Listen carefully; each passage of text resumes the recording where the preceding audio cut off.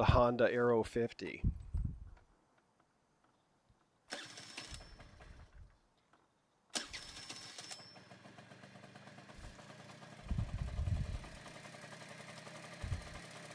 Cover removed to show you the inner workings. Might be able to pick out the air filter housing.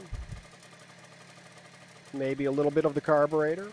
Fuel line, fuel filter, vacuum line, petcock, throttle cable, oil line, spark plug boot. Anyhow, replace the fuel line and the vacuum line. It's the vacuum operated petcock. And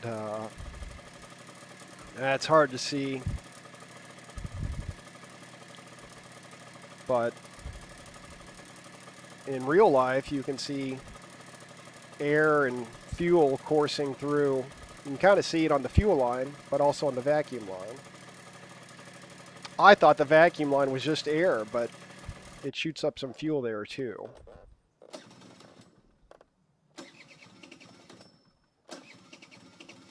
You can do it, come on. Hey, let's take it for a little ride. Cover's back on.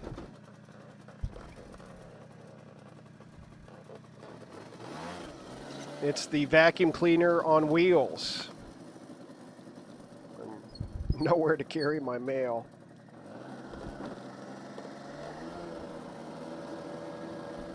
It sounds like a quiet vacuum cleaner in my opinion. Let's try the legs. Oh no, that's not gonna work. All right, let's carry the damn thing.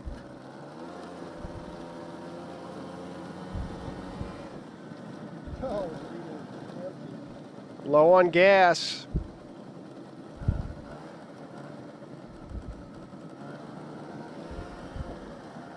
Heck, these things will run forever on E.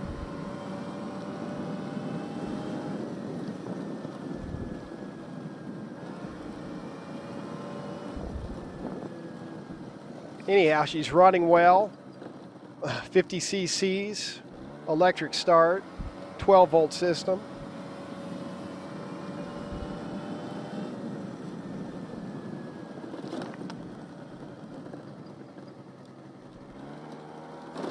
This is the fastest accelerator, the fastest bike that I own.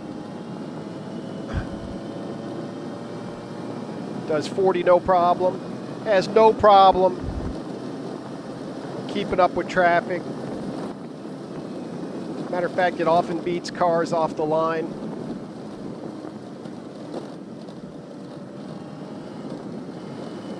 I think it has a nice big fuel tank as well.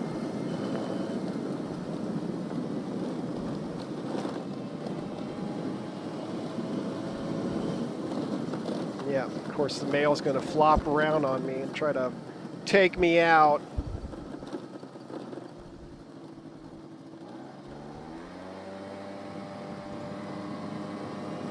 Wet roads. Yeah, the scooters have a little advantage in the wet because generally all their critical parts are covered with plastic panels. I still wouldn't leave it out in the rain, although plenty of people do. Yeah, when I make these videos, I'll watch them and I'll go, I forgot to say this, I forgot to say that. One thing I always forget to say is if you do have to keep it outside, a great cover is a large gas grill cover. Like your barbecue grill. Go to Lowe's or Home Depot or Walmart or wherever. Get like an extra large one of those gas grill covers. And if you got it parked outside, just throw it over it. And some of them even have Velcro straps or ties, and you can cinch it up to the bike. Most of them aren't, 100% waterproof, but they're a lot better than nothing. And for your light rains, it'll keep your bike dry and provide some protection. I've got like 3 barbecue covers just for that purpose. Another thing that I always forget to say, but now that we're riding around in the wet, is it's really never a good idea to remove the rear fender and run the bike without a rear fender.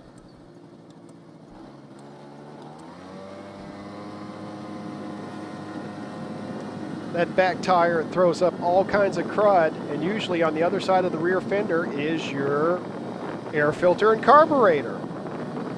In some cases, oil pump, and other critical engine components.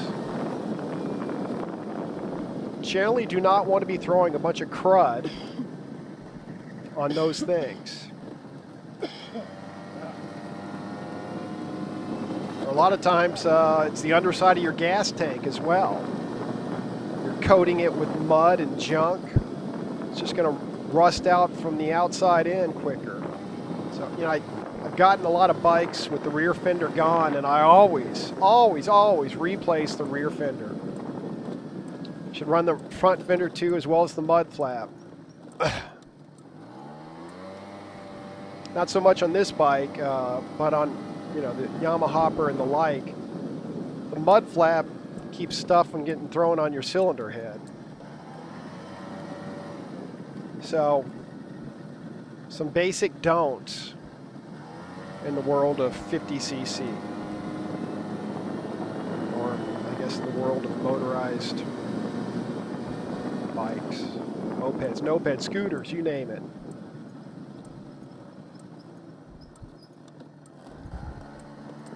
Anyhow, this is up for sale. There's a potential buyer.